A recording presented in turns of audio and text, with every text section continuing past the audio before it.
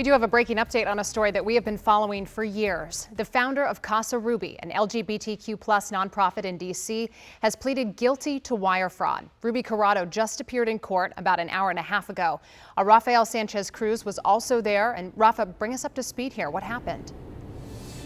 Yes, so just in the last hour, Ruby Corado, the LGBTQ activist and founder of the nonprofit Casa Ruby, pleaded guilty to that single wire fraud charge. This is after she was arrested back in March and was facing multiple federal charges. But today, after a plea agreement, it's a single wire fraud. And this felony carries a maximum sentence of 30 years in prison. She might be forced to pay up $1 million or a mandatory restitution of double the amount that prosecutors say she stole. So according to the U.S. Attorney's Office, they say Corado funneled at least $150,000 in COVID relief funds from the U.S. to her personal accounts in El Salvador.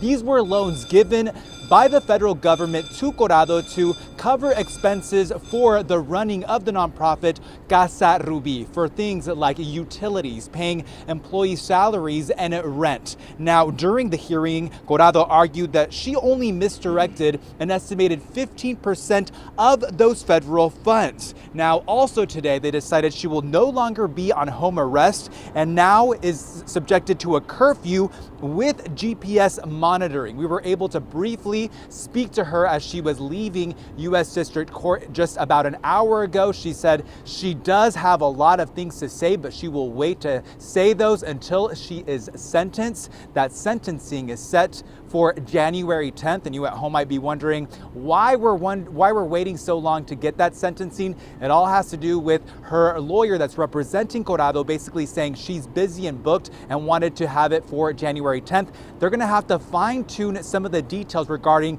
how much of the money was actually misused, and Corado is going to give her side of what these funds were actually used for. She said it was for a quote project, but didn't give details about that project. We'll have more on this story coming up at 4 o'clock here on WUSA 9. Just among some of the legal trouble that she's facing. Rafa, I know you'll continue to follow this for us. Thank you.